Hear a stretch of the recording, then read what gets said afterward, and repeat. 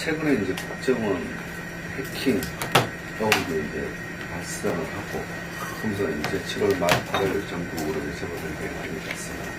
그 전에 이렇게 저희들이 짚어봐야 될 부분들은 역시 이제 집권 여당, 여권 내에서 이번 달 초에 있었던 유승민 전 원내대표 사퇴 과정에서 당청각 등 고비, 이 부분에 대해서 한번 짚어봤으면 합니다.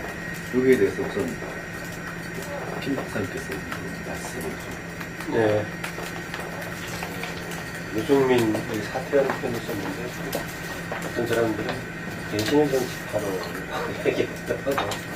그래서 어쨌든 유승민 전 원내대표가 사퇴하고, 그 전에 이제 국회법 개정안을 불청의 방식으로 회귀한 두 가지까지 해결을 했죠. 그리고 나서 이제 새로 원유철 원내대표가 된 이후로 당에서 제동을 했는데, 보다시피 박근혜 대통령의 전반적인 코드를 적극적으로 맞추는 그런 분위기 속에서 박근혜 대통령도 웃음꽃을 피우는 가운데 상사가 되면서, 최근에 보니까 김무성 대표에 대한 굉장히 지지도가 괜찮게 나오는 그런 분위기였어요. 그래서 되게 해석들을 그 처리 과정에서 김무성 대표의 정치력을 긍정적으로 평가한 거 아니냐 하는 해석들인데, 그런 긍정적인 요인도 있지만 이제 향후 김무성 대표의 리더십 관련해서는 그전에는 오히려 유승민 대표하고 역할 분담을 했던 것이 사라지고 본인이 직접 이제 당청과의 책임론에 직면하겠다. 오히려 당하고 청와대와 삐걱거릴 조금 뭔가 이견이 있을 소지는 주로 유승민 원내대표 입을 통해서 그동안에 나갔다면은, 이제는 원유철 원내대표가 그런 역할을 계제는 아니고 하다 보니까 바로 직접적으로 이제 김무성 대표가 전면에 서게 되는 상황이어서 지금은 박근혜 대통령 코드에 맞습니다. 잘 가고 있다. 그러나 향후에도 계속 그렇게 갈 것인가 라는 것을 하고 있고요. 회동 관련 사람은 더 추가하자면 이렇게 있습니다. 서로 웃음을 주고받으면서 덕담도 하고, 무슨 철도공학인이 코피 흘리겠다는 얘기까지 이제 바라보는데, 저는 그게 조금 아쉬운 점이 뭐냐면은, 그동안에 박근혜 대통령 해왔던 방식으로 그대로 진행이 됐다. 뭐냐면은, 박근혜 대통령께서 나는 이렇게 하겠다, 무엇을 하겠다, 라는 것은 하나도 없었고, 당과 국회 쪽에 요구하는 것만 있어서, 이후에 뭔가 다른 좀 변화의 계기를 기대했는데, 그 점에서는, 갑갑하기도 하고, 좀 아쉽기도 하고, 그렇습니다.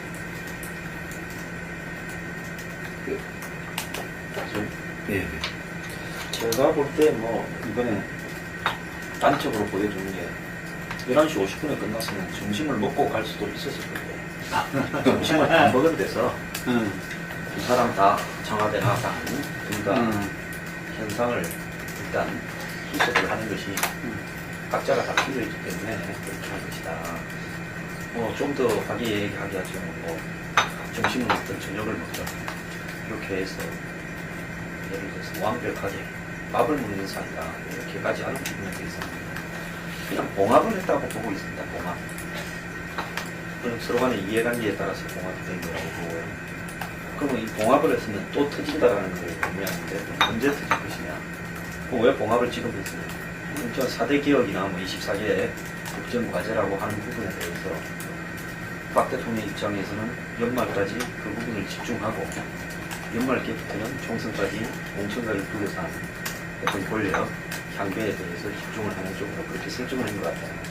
지금 어쨌든 현재 판을 깨거나 대통령이 탈당을 하거나 당에 대해서 더 심하게 이 푸시업을 하면 결국 당의 입장에서 뭔가 시끄러워질 거고, 그렇게 될 경우에 국회에서 표결 처리를 해야 되는 개혁 과제들을 처리하기가 좀 어렵지 않겠느냐.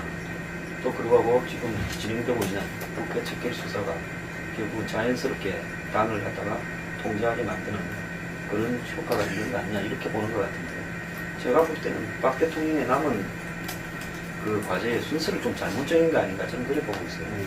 공공 안에 공무원 연금 계획 하나 하고 공공 계획을 그냥 했다고 이렇게 친다면 남은 부분에는 교육, 금융 이런 부분을 손을 대고 솔직히 노동개혁은 제가 볼 때 굉장히 쉽지가 않다고 보고 있어요. 이 부분은 한국노총이나 민노총이 지금 김무성 따른에 노동개혁 문제에 집중하겠다. 뭐 김무성 대표는 박 대통령을 향한 립서비스라고 보는데 옛날에 뭐 공무원 연금 계획하겠다라고 할 때 집중하겠다 했을 때 제가 저거 집중을 어떻게 뜻이 잘 맞았을까? 잘 맞아서 서로 할 수 있을까? 이래 봤는데 결국은 공무원 연금 개혁하다가 국회법 개정이라는 저 사단이 나버린 거 아닙니까? 그게 김무성 대표도 사실상 완벽하게 관여가 되어 있지 않다거나 유승민한테만 문제라거나 이렇게 말할 수 없는 과제라고 봐요. 근데 이제 예를 들어서 유승민 하나를 제물로 삼고 서로가 그냥 제안전을 끝내고 다시 화해를 했는데 이 부분에서 노동개혁 문제를 다음 순서로 택한 것은 좀 미스다. 왜냐하면 노동개혁이라는 것은 한국에서 이해 집단 중에서 가장 빡세고 강한 데가 노동 집단인데 이 노동개혁을 임금 피켓제라든지 여러 가지 정부가 생각하고 있는 노동 유연화 문제를 이걸 밀어붙여서 할 수 있을 것인가 쉽지가 않다고 봅니다. 야당도 그럴 거고 뭐 한국의 제야, 진보, 좌파, 노동계 전부가 다 저걸 옷돌았을 겁니다. 그래서 그런 어떤 문제 속에서 일정하게 그 추진이 벽에 부딪히게 되면 이제는 그때 여권 내부의 갈등이 또 더 이렇게 다시 재현되지 않겠느냐. 그리고 하나 지금 잠복되어 있는 부분은 개헌 문제인데 유승민 씨 사태 이튿날인가 뭐 국회에서 개헌 세미나를 하면서 개헌 이야기를 또 꺼내기 시작했는데 야권과 있고 뭐 여권의 친위 쪽에서 이 개헌 문제가 지금 정치개혁 특위가 선거구를 만들고 국회 점수를 확보하는 그 과정에서 마찬가지로 또다시 불거져 나올 거라고 보거든요. 그럼 김무성 대표는 개헌 문제에 대해서 본인의 입장을 어떻게 정리하는가에 따라서 박 대통령과 조금 더 안정적인 관계를 가느냐 안 그러면 박 대통령과 불편한 관계가 재현되느냐에 달려있다고 보고 그런 부분에 대한 어떤 과정이 앞으로 놓여있는 일종의 지뢰밭이다. 김무성 대표는 어쨌든 공천 문제는 오픈 프라이머리라고 계속 주장할 걸로 봐요. 그게 뭐 본인도 손 안 댈 거니까 대통령도 청와대도 친박도 손대지 마라. 이건 당분간 던져둘 수가 있고 본인이 시간이 줄어들수록 본인에게 유리해진다고 보기 때문에 총선까지의 시간이 뭐 킬링 타임 하는 쪽으로 끌고 가는 것이 자신에게 유리한 전략이다. 또 대통령하고 관계는 계속 불거지지 않도록 적당히 덮어서 가는 게 좋은 거다. 그런 어떤 측면에서 봤을 때 세종에는 문재인 대표보다는 단수가 조금 한 단수 위라고 보고 있습니다. 예. 유승민 사태는 박 대통령의 일방적인 승리에 표면적으로 봤을 때는 그렇게 얘기를 할 수가 있겠죠. 뭐 새누리당 특히 그 비박지도부를 완전히 뭐 제압한 그런 이제 성과를 거뒀다고 아마 청와대는 이제 자평을 하고 있을 거고요. 아마 좀 일단 그야말로 이제 제압을 한 이후에 뭐 거봐라 하는 아마 좀 이제 그런 아마 좀 이제 자신을 좀 되찾은 그런 분위기 아니었을까 이제 좀 이제 짐작이 됩니다. 그런데 사실 이제 그동안의 과정의 그 내용을 뜯어보면은 박 대통령이 이제 상처뿐인 승리다 뭐 이렇게 얘기를 할 수가 있을 것 같아요. 무엇보다도 이번 과정을 거치면서 박 대통령이 입었었던 정치적인 상처나 타격이 너무도 이제 컸었고, 무엇보다도 뭐 제왕적 대통령의 모습, 또 여왕처럼 군림하는 대통령의 모습, 이런 것이 그야말로 고정적인 지지층을 제외하고는 정말 어떤 그 대통령에 대한 어떤 탄식이 나오게 만들 정도의 분위기를 좀 만들었었고, 특히 저는 눈에 띄었던 게 보수 신문들, 뭐 이제 조중동을 중심으로 한 보수 신문들의 논조를 보면은 유승민 사태 과정에서 아주 박 대통령에 대해서 거의 뭐 절망하고 탄식하는 듯한 이런 어떤 논조들이 상당히 좀 눈에 이제 띄었었던 것 같아요. 그렇기 때문에 조금만 이제 앞을 내다본다면은 박 대통령이 이걸 가지고 승리를 했다 얘기하기는 대단히 어렵고 유동적인 상황 아닌가 생각이 되고요. 특히 그 유승민 전 원내대표가 이번 과정을 거치면서 정치인 유승민으로서는 오히려 그 위상이 이제 제고가 됐다는 거, 그야말로 그 대선 주자급의 어떤 반열에 여론조사에서도 이제 오르는 이런 모습을 보였다는 것이 박 대통령의 뭐 승리로만 규정하기는 어렵다 이런 얘기가 될 것 같고, 앞으로 상황은 뭐 유동적일 것 같아요. 지금은 아직 뭐 임기 절반도 안 지난 시점이기 때문에 그래도 뭐 대통령한테 꼽힐 수밖에 없지 않느냐. 새누리당 내에 그런 정서가 주도를 했기 때문에 이렇게 결말이 맺어졌겠지만 결국 박 대통령은 이제 하향 곡선을 계속 시간이 갈수록 그리게 돼 있는 거고, 아마 내년 총선을 그러면 과연 새누리당이 박 대통령을 간판으로 해서 정말 치를 거냐 특히 그 수도권 지역 같은 경우는 아마 그런 어떤 생각을 갖지 않는 쪽으로 갈 가능성이 대단히 크기 때문에 그렇게 되면 그때는 어떤 또 유승민의 어떤 역할을 다시 필요로 하는 그런 상황이 또 새누리당 내 상당 지역에서 아마 있을 수가 있을 것이고 거기에다가 이제 공천 과정을 둘러싼 청와대와 또 이제 김무성의 어떤 갈등 이런 것 등등 보면은 일단 뭐 아까 얘기대로 이제 봉합은 됐지만은 총선이 가까워지면 가까워질수록 다시 이 갈등의 그 사안, 갈등의 가능성들은 뭐 계속될 거다 저는 그렇게 봅니다. 유승민 정국이 끝나고 나서 사퇴하고 나서 이제 선거가 한 번 있었어요. 이게 충남 도당위원장 선거가 있었죠. 도당위원장 선거에서 그 유승민 원내대표 밑에서 원내 부대표를 했던 김대식 의원과 그리고 이 유승민 사퇴를 주창하면서 의총으로 연판장을 돌렸던 김태흠 의원이 도당위원장에서 붙었는데 한 표 차이로 김만음 아닙니다. 한 표 차이로 그 김대식 의원이 이겼다. 나는 이제 그 기사를 보고 김대식 의원하고 통화를 했었는데 사실 충남이라 하면은 박근혜 대통령의 제2의 고향 어머니 유경수 여사의 어떤 고향이기 때문에 지난 대선에서 완전히 충청도가 지금 큰 힘을 실어준 거 아닙니까? 대선에서. 그리고 그 이후에도 친박 점수가 상당히 이렇게 깊은 곳인데 이번에 그 결과가 상당히 의외였어요. 예를 들면은. 그래서 제가 이렇게 친박, 비박 이런 의원들하고 이렇게 한번 이렇게 쭉 봤을 때 저는 이렇게 봅니다. 예를 들면 아까 내년 총선 때까지 그 박근혜 대통령과 김무성 대표가 어떻게 갈 것인가 이런 부분에서 이 총선은 어쨌든 간에 박근혜 정부와 그 당 그리고 의원들한테는 굉장히 중요한 거죠. 첫 번째로 의원들한테는 자기들 이제 그 생사가 왔다 갔다 하는 부분들이고 그리고 두 번째는 총선을 통해서 이제 대선 주자들이 그 이후에 이제 스타트할 어떤 기본 동력을 얻고 출발하는 거고 박근혜 정부도 총선에서 만약에 자기들이 현재보다도 뭐 이렇게 뒤로 밀려서 패배한다면은 이후에 국정 운영에서 큰 차질을 갖게 되는 거고 현재는 이러한 부분들이 대선 주자 그다음 당 박근혜 대통령이 어쨌든 총선 승리에는 이해관계 일치할 수밖에 없다. 뭐가 대전제가 될 수밖에 없다고 봅니다. 그런 가운데에서 그럼 총선 승리를 위해서 어찌해야 되는가? 부분은 박근혜 대통령이 이미 보여줬어요.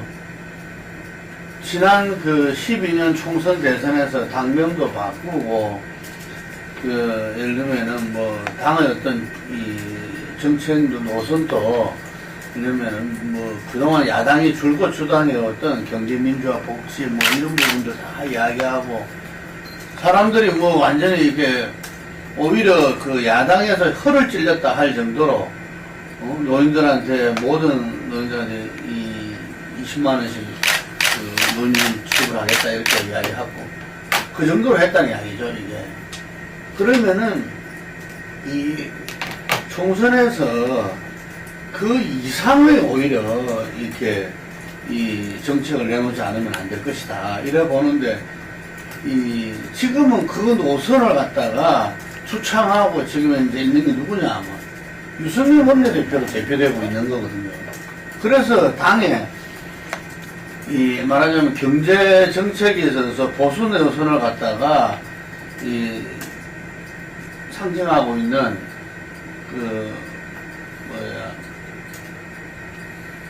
누구지? 친박. 갑자기 나성인 의원. 나성인 의원조차도 총선을 위해서는 유승민 원내대표로 갔다가 당시에 이 교섭단체 대표연설 이후에 자기가 지원할 수밖에 없다 이런 이야기를 했고요. 그 사람도 지금 매일같이 지금 의원들 관심사는 유승민 정국이는 게 아니라 자기 지역구 가서 표다지기입니다, 전부 다. 또 거기에서 듣는 생생한 민심을 가지고서 이 사람들은 할 수밖에 없다는 거죠. 이게. 그래서 저는 이 박근혜 대통령과 김무성 대표 간의 그 총선을 앞두고 한판 승부랄까요? 뭐 그 이전에 이미 국민들이 요구하는 어떤 이 정서와 정책 이런 부분들이 다 정리되리라고 봅니다. 이게 그래서 그 바탕 위에서 갈 수밖에 없다. 그래서 어떤 측면에서는 이 박근혜 정부가 우리가 이명박 대통령이 그 촛불 그 하고 나서 그 다음에 친서민 노선으로 바꿨잖아요. 예, 예. 그 당시에. 그래서 이번 연말을 기점으로 해서 상당 부분 저는 그 박근혜 정부가 어떤 정책 노선에 대해서 좀 선이 있을 수밖에 없다. 이렇게 보여지고 김무성 대표는 이 독불 장군은 미래가 없다. 그러니까 정치를 갖다가 막 일선에서 쭉 이렇게 그 배운 사람이잖아요. 그렇기 때문에 이해찬 대표의 어떤 모습을 쫙 봐왔거든. 그 이전에 독불 장군은 미래가 없구나라는 부분들이 정말 자기 생체험을 갖고 있는 분이기 때문에 절대로 박근혜 대통령하고 정면으로 그 안 붙어야 할 겁니다. 그래서 저는 로우키를 계속 유지할 것이다.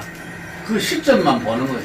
이게 자연스럽게 이제 자기한테 박근혜 대통령이 이 성공적인 정부와 정권 재창출에 대해서 손을 내밀 때 저는 그렇게 생각하고 그런데 지금 노동개혁은 자기 오른팔이라는 김성태 의원하고 정무수석으로 지금 현기환 이 수석이 둘 다 이제 노총 출신인데 그러다 보니까 이 사람들이 거기에서 잔뼈가 불다 보니까 이게 뭔가 예를 들면은 정부도 그렇고 김무성 대표도 그렇고 이게 함께 뭔가 이렇게 막 이 결전을 해나가는 동지적 관계를 유지해 나가는데 굉장히 중요한 포인트다 이렇게 생각들을 한 것 같아요.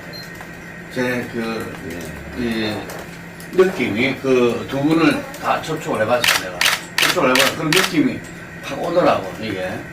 그런데 이제 그게 이제 언제까지 갈 것이냐. 근데 상당 부분 저는 갈 것이라고 이렇게 봅니다. 네, 오늘 시간이 약간 헷갈리는데 내년 총선까지 이제 박 대통령과 김무성 대표가 소랑하시다고 하는 김 대표님이 생각하시고 총선 전에 또 다른 일이 이제 또 벌어져서 또 봉합은 또 무너질 수 있다 이렇게 보시고 나누신 것 같습니다. 어쨌든 이제 새누리당 당선 활동 속에서 그도 7월 초에 가장 부각을 받았던 인물이 유승민 원내대표인데 월말로 접어들면서 이제 상당히 관심도에서 멀어진 것 같습니다.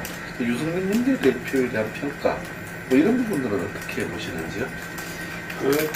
일반적인 얘기가 되겠습니다만 저는 유승민 원내대표가 무슨 정치적인 야망을 가지고 행동해왔다고 보지 않는 쪽이에요. 그런 생각이 아니고 정치 인문이라든가 활동에 들어가는 내용들이 정책 전문가로서 주로 활동을 해왔죠. 그런데 이번 이제 거치면서 조금 더 이렇게 주목을 받으면서 특정한 역할도 오히려 하게 됐다고 볼 수 있을 거예요. 이미 공천도 받지 못할 거다 많은 걱정들이 있었지만 저는 만약에요 김무성 대표 체제에서 어차피 공천이 되는데 그렇지 않아도 유승민 원내대표를 약간 희생타 비슷하게 요구하면서 양보를 요구해서 처리했던 것인데 공천까지 그렇게 가버린다면 정치적으로 오히려 김무성 대표의 리더십은 굉장히 비판의 대상이 될 거다. 이런 것은 오히려 공천 관련해서는 김무성 대표 체제가 그 정도는 기본으로는 좀 보장이지 않겠는가 그런 생각이 들고요. 아까 그 정치 김무성 대표 스타일을 봐서 절대 충돌하지 않을 것이다. 이런 얘기를 김무성 대표가 하셨는데 그게 언제까지 갈 것인가 라는 것이 하나 있겠고 어쨌든 박근혜 대통령도 당도 협력해야만 된다는 걸 느낄 것이라는 것인데 협력한다고 하면서 지지를 받으려면은 박근혜 대통령도 일정하게 변하는 부분이 있을 것인데 저는 박근혜 대통령의 변화의 가능성은 좀 거의 없다고 보는 쪽이에요.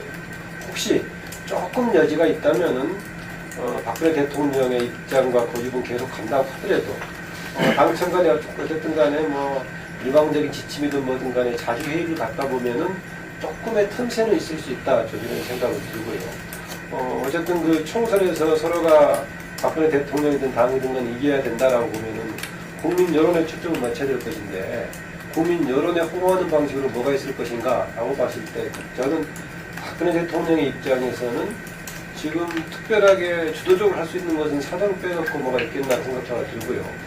정치 전략적인 차원에서 보자면은 오히려 여야 간의 정치 싸움이 했을 때 그냥 여야 간의 단순 비교를 하면서 여당 우위에 이것을 조금 할 수도 있는 그런 생각이 들긴 합니다. 대신 아까 그 한국노총 출신들 한기환이니 지금 김성태니 등 예를 들었는데요.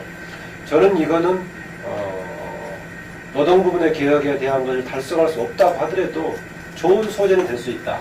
왜 그러냐면은 그동안에 진보 진영 또는 야당에서 이 문제를 계속 특히 이제 대기업 조직 노동자층만 대변하면서 비정규 등등에 대한 것을 굉장히 소심하게 조금 그런 얘기 나오면 하향 평준화 이런 얘기 하면서 안 건드렸었는데 만약에 새누리당 쪽에서 이 문제를 건들면서 노동기득권층에 대한 개혁을 요구하는 목소리를 아마 제기를 하게 된다면 국민 다수롭다고 지지를 받게 될 것입니다. 그 점에서 저는 정치 전략 차원에서는 오히려 지금 여당이 유리한 의제를 꺼낼 수도 있다는 겁니다. 한현수 대표님께서는 이렇게 아까 노동개혁은 실현 불가능한 것이다 이렇게 판단을 합의에 의한 노동개혁은 저는 거의 어려울 거라고 보고요. 정부가 지금 여기에 집중을 해야 될 부분은 그 결과가 아니라 과정에 있어서 임만원 교수님이 이야기한 것처럼 정치적 우위를 쥐고 국민 다수의 지지를 받을 수 있는 부분은 우리나라의 대기업과 중소기업, 정규직과 비정규직이 이렇게 노동 양극화가 되고 중간층에 괜찮은 일자리들이 대부분 사라져버리면서 중위 소득의 3분의 2도 안 되는 저임금이라 그 다음에 임금 불평등 그러니까 예를 들어서 상위 10% 하위 10% OECD에서 한국이 임금 불평등이나 저임금이 이 소득자가 가장 많다는 거 아닙니까? 이런 부분들을 갖다가 정부가 이 노동 구조 문제를 갖다가 상당히 해부해서 국민들에게 실상을 알리고 현재와 같은 기득권에 집착하는 노동 귀족화된 집단들을 개혁하지 않으면 이 정상적인 좋은 일자리가 20대들에게 갈수록 없을 수밖에 없다. 이런 부분들을 논리적으로 설명해 갈 수 있을 거냐가 관건이라고 보는데 그걸 한다고 한다면 노사정위원회나 여기에 몰두하는 게 아니라 대중선전전부터 제기를 해야 된다고. 그런데 옛날에 철도노조 같은 경우에는 무슨 철도 민영화 이렇게 해서 잘못 접근하다가 나중에 이제 대중선전을 했단 말이에요. 그래서 그런 어떤 부분에서 박근혜 정부의 대중 홍보 수준의 이걸 감당할 수 있을 건가 이런 부분이 좀 우려는 되고 있습니다. 근데 이제 결국은 그런 어떤 부분에서 정치적인 그 높은 어떤 우위를 갖다가 점하기 위한 부분으로서 홍보를 잘할 때는 가능성은 충분히 있다. 그리고 야권과 노동계와의 밀착 이런 부분들에 대해서 뭔가를 실체를 좀 밝힐 수 있는 이런 부분도 됐거다 이래 보는데 여기서 중요한 것은 그 새누리당의 당과 대통령하고의 관계는 근본적으로 지지율 게임이라고 저는 보고 있습니다. 지난번에 있었던 뭐 국회의장 선거라든지 서울시장 선거, 당대표 선거에서 친이가 연속을 해서 이기니까 김무성 대표가 상하이에서 오스트리아식 군국의원을 들고 나타납니다. 그 파장을 이해하지 못한 채 실현이라고는 생각하지 않아요. 그때 생각은 뭐겠을까요? 박근혜 정권을 힘들게 와서 이제는 뭐 할 수 있는 거 없다. 그런데 생각보다 강하게 반응하니까 또 이겼단 말입니다. 그리고는 여권 내부에서의 알력관계에서 사실상으로 3인방 지라시가 터진 거예요. 그러고다가 이제 그때는 사자방이라든지 이 빅배 수사가 시작되려고 하는 부분, 또 국회에 뭡니까 특검이나 뭐 청문회 이런 부분들을 해야 되는 거 아니냐 이런 상황에서 그런 것들이 터졌단 말이에요. 그러다가 연초에 또 그런 부분에 대해서 가속화되고 이완구가 국회 집기를 들고 놓으니까 총리 내정자로서 성완종 문제가 터졌단 말이에요. 그러니까 지금 보면 여권 내부에서 지속적으로 연결되어서 권력 다툼이 물밑에서 전개되고 있고 이 과정에서 박근혜 대통령이 성완종 이후 또 메르스까지 흘러가면서 상당히 이렇게 되는 거 아닌가 했는데 미국을 가지 않으면서 결국은 황교안 총리도 임명했고 또 국회법 개정안이 자신에 대한 도전 즉 개헌 세력의 파워 테스트였다 이렇게 바라보고 세게 반격을 해서 또 수습을 했어요. 그러니까 여권 내부에 항상 보면 김무성 대표나 이번에 유승민 원내대표가 사실상 김무성 대표하고 국회법 개정에서 같은 배를 탔다고 봅니다. 그랬는데 결국 유승민 원내대표 한 명을 희생양으로 삼고 다들 꼬리 자르게 하면서 빠져나온 거죠. 그럼 왜 그렇게 했을까? 바보였을까? 유승민 원내대표가 이야기했던 이 사회를 바라보는 경제적인 문제에 대한 시각, 저는 사회 변화와 관계에서 그 부분이 상당히 옳을 수가 있다고 보는데요. 문제는 뭔가 하면 유승민 원내대표를 지지하는 계층과 유승민 대표가 하는 이야기가 매치되지 않는다는 겁니다. 예를 들어서 새누리당의 상당한 다수가 오늘날의 경제적 문제를 진지하게 정말 경제개혁이나 경제민주화나 그 다음에 이 대기업에 대한 어떤 개혁 이런 부분들이 필요하지 않으면 안 되겠다라는 이제 공감을 하느냐. 전혀 그게 아니에요. 선거 때 한번 쓰고 버리자 라는 식으로 접근을 하기 때문에 새누리당에서 그런 부분에 대한 진지한 접근은 제가 볼 때 내년 총선에서 이 문제는 논란도 안 될 거예요.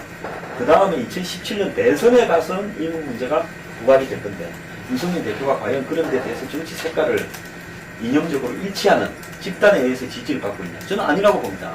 과거에 친이들 같은 경우에 자신들이 집권할 때는 어느 누구 못지않게 기득권에 집착하는 세력이었는데 지금 비주류가 되니까 오히려 마치 이 사회개혁이나 경제개혁에 적극적인 것처럼 포지션을 취하고 있을 뿐이죠. 그래서 그건 전략적 포지션이라 보고 기반이 없었다고 봐요.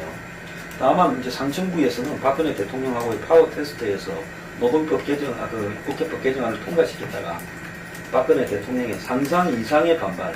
왜냐하면 청와대 안에도 자신들의 세력들이 많이 있기 때문에 이런 부분을 밀어붙였을 때 청와대는 위헌 소송을 내거나 그 다음에 권한쟁의 심판을 내는 수준에서 말겠지라고 판단했을 거라고 봅니다. 그러니까 끊임없는 현재의 박 대통령의 레인드 여부에 대한 파워 테스트를 지금 친이 비박이 해보고 있다고 보거든요. 그러면 지금도 몇 달 같은데 저 석 달 안에 또 파워 테스트가 또 시작될 거라고 봐요. 그런 부분이 반복되는 식으로 계속 갈 거라고 해요. 그러면서 총선 전에 같이 갈 거냐 말 거냐인데 총선을 치르고 나면 일단 유리해지는 쪽은 지금 당권을 잡고 당의 주류가 되어버리고 친이 비박이 유리하죠. 그럼 박근혜 대통령이 마지막 선거수는 언제냐? 총선 전인데 총선 전에 뭔가 정치적 선거수를 던질 수 있을 것이냐? 이 부분에서는 이제 예를 들어서 본인이 4대 개혁안 이런 부분에서 수적 우위를 확보해서 국회 통과시키려면 여당의 협조가 필요한다.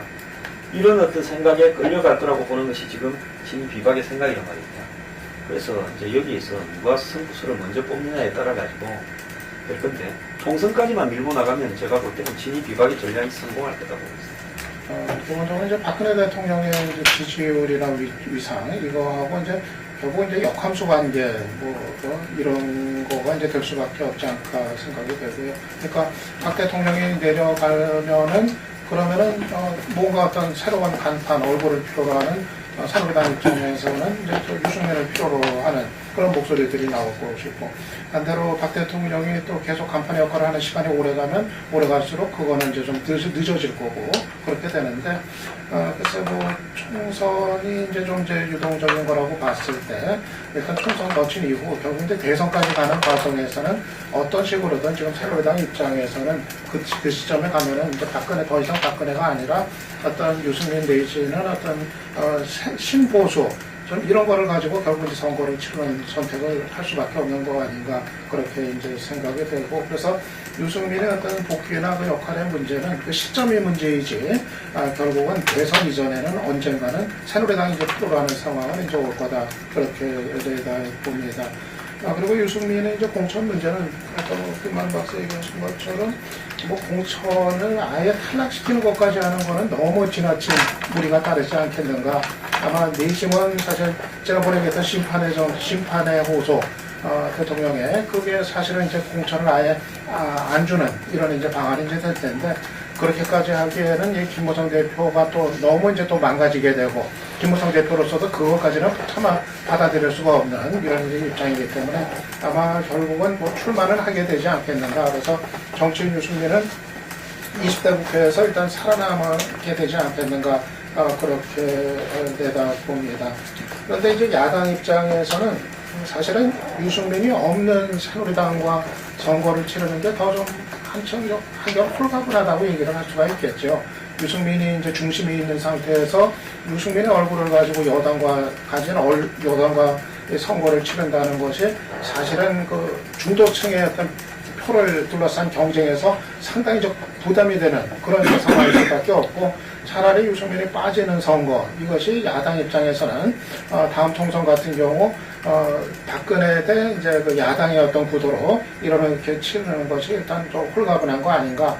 선거만 놓고 보면 야당 입장에서는 차라리 좀 이제 이 구도가 좀 선명하게 됐다. 그렇게 얘기를 할 수가 있을 것 같습니다. 유승민 전국에 유승민이 탈당할 것이냐 이런 이야기가 있었어요. 그런데 최근에 제가 그 새정치 쪽에 지금 그 비노 핵심이 의원이라 할 수 있는 분 누구죠, 핵심이? 이야기를 좀 나눠봤는데 그 아주 이 뭐야 전혀 이렇게 맞지 않는 기대를 하고 있어요. 뭐냐 다당제가 필요하다. 맞는 이야기다. 그런데 다당제의 가능성이 높다고 본다. 왜 그러냐? 자기들은 물론이지만, 예를 들면은, 새누리당이 그, 현재, 그, 친박, 비박, 그리고 뭐, 신보수, 뭐, 이런 부분들, 유승민으로 촉발됐던 부분들이 좀 분당이 되지 않겠냐. 이런 이야기를 하더라고요. 그래서, 그거는 아니다. 지금 유승민은, 그, 본인이 이렇게, 수도권 출신도 아니고, TK 핵심이 대구 출신이고, 아버님으로부터도 이렇게 민정당 출신의 유소 의원이고, 거기에서 이 대구시당 위원장을 하면서 어떤 좀 이렇게 용금도 꾸기 시작했고, 이런 사람이 자기의 김문수 지사는 정말 본건이 TK에 가서 정치를 새롭게 시작하겠다고 지금 내려간 마당에 대구시당 위원장까지 하고 그 자체가 포스트 박근혜인데 그걸 박차고 넣을 리가 없다. 이게. 그리고 금방 이야기를 하셨지만 새누리당에서도 공천을 안 줄 도리가 없다. 만약에 공천을 안 주게 되면은 그것이야말로 자기들의 총선 전략에 있어가지고 상당히 적폐를 갖다가 허물 수 있는 그런 거기 때문에 그렇지 않다고 저는 보여지고요. 그래서 이 시점이 아까 말한 시점이 이 김무성 대표의 어떤 로키와 이 박근혜 대통령과의 지금 이제 봉합됐던 어쨌든 간에 서로 뭐 새로운 당정청의 관계 뭐 이런 부분들이 언제 변화 혹은 파국을 하게 될 것이냐. 이런 부분에서 저는 지금 현계한 수석이 상당히 좀 많은 역할을 할 수 있게 할 것이다 이렇게 봅니다. 왜냐하면 그 전에 대화가 없었어요. 이렇게 두 분 사이에 뭐 비서실장도 뭐 전화하지 마라. 뭐 예를 들면 조윤선 수석 정도가 전화하니까 그게 뭐라 이야기하고 싶겠어요 이게. 그 불편함도 가끔씩 이렇게 이야기하고 했었는데 현계한 수석은 저는 양날의 칼이다 이래 봅니다.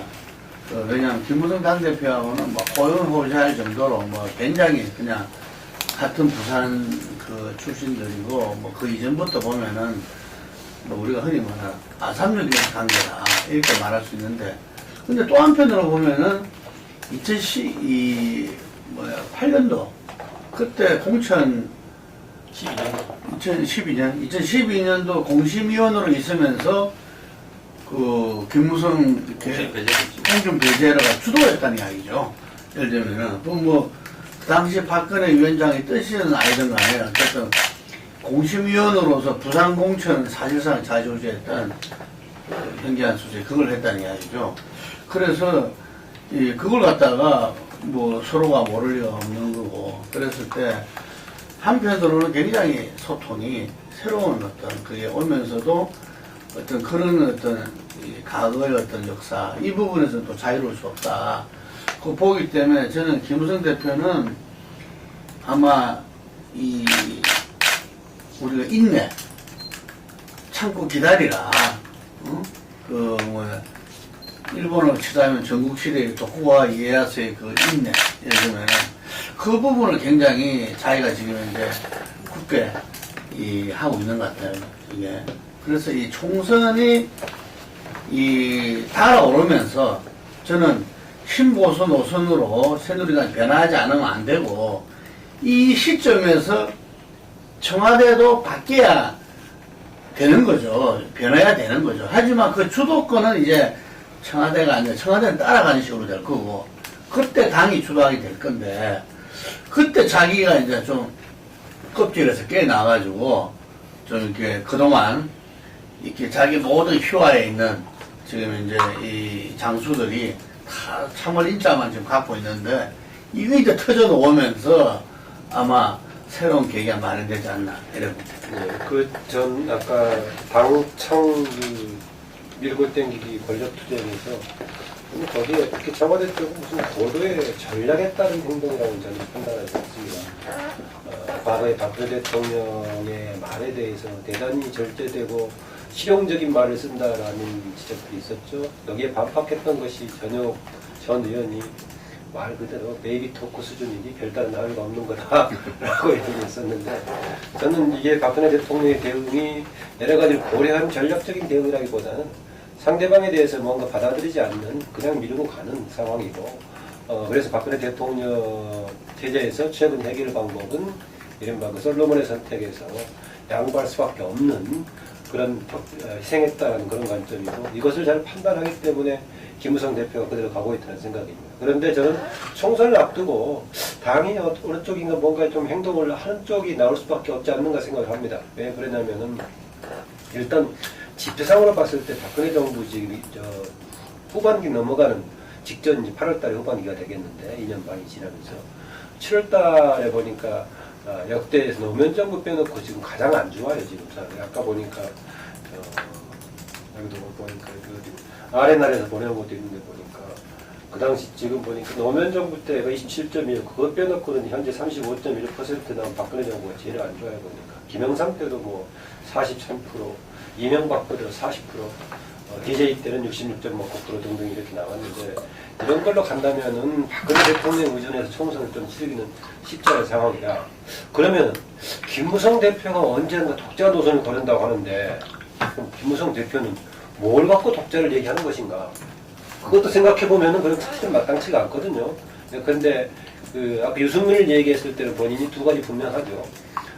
국회 운영 방식에 있어서 야당과의 상당한 협력적인 관계가 필요하다는 정치적인 차원에서는, 노선에서는 뭔가 지금 이제 복지 강화하는 뭐 이런 것이 있는데, 그럼 김무성 대표는 뭔가 본인이 이야기했을 때는 지난번에 국회 연설에서 물론 복지 관련 증세 없는 뭐는 거짓말이다라는 표현을 하긴 했었는데, 그 다음에 한다는 것이 과연 김무성이 당 중심으로 간다고 할 때 뭘 이야기하는 것인가 명쾌하지가 않아서, 이후에 김무성 대표는 그런 과제를 뭔가 안고 있다. 스스로 김무성 리더십이 발휘된다면은 어떤 변화가 있을 것인가, 이런 과제를 안고 있다고. 요 한마디 아까 내가 안 했습니다. 이번 이 와중에서 여당 내 정치 세력 중에서 가장 이렇게 이 국민들한테 참 깝깝하게 보였던 건 친박이었다. 친박은 거의 조폭 수준으로 이 국민들한테 인식되고 있고, 어떤 면에서는 플러스 마이너스 다 있겠지만 정치 세력으로서 이제 국민들한테는 어떤 면에서 얼굴도 좀 못 들게 돼버렸다. 그런 부분이 아까 제가 맨 처음 이야기했던 충남에서 김태훈이 도당위원장에 떨어진 거, 이런 부분도 한 표 차이였지만 압도적인 어떤 친박 세력 내에서도 그런 변화가 일으켜졌다는 것은, 친박이 이번 과정에서는 정말 행일이라고는 무슨 생떼 쓰고 윽박 지르고 한 것밖에 없었다는 이야기죠. 그래서 정말 이 정치 세력으로서의 역할은 다한 것이 보여졌다는 저는 거죠. 조금 이야기했습니다. 새누리당의 친박, 친이, 신보수, 구보수를 구분하는 것이 의미가 있는가? 그들을 주장하려면 세력화되어서 조직적으로 그 이념과 가치를 관철시키기 위해서 체계적으로 노력하는 게 있어야 되는데, 유승민조차도 좀 뜬금없이, 유승민이 경제민주화를 이야기한 적은 있지만 그 직후에 그걸 관철시키기 위해서 의원으로서 성실하게 노력을 해왔는가? 책이라도 제대로 하나 썼는가?